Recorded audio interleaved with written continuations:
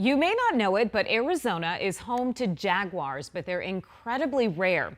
However, researchers are celebrating because they may have found another one. 12 News journalist William Pitts explains how a blurry photo from the border is a sign of hope for the big cats.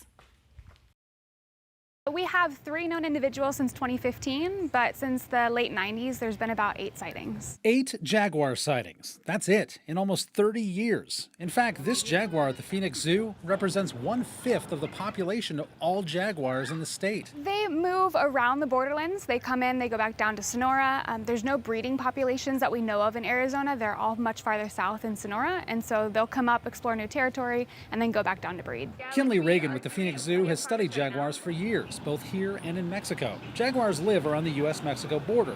Rarely, they'll step in front of a camera, and we get pictures like these. They're usually jaguars researchers have seen before. You can identify them by their spots.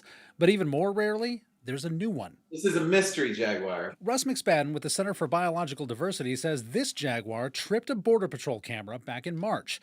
It was logged in a jaguar database, but it took months for McSpadden to get the photo through a public records request. And this one doesn't match up to any jaguar they know about. And I'm always excited to see, a jaguar reestablishing territory. Their territory used to be all of Arizona. It's not like they were easily found, but there were a lot more of them. They were nearly wiped out north of the border, but not completely. The last female, which would in Arizona, was killed in 1963. And since we've only seen 8 of them since the 90s, you can guess they don't like people that much.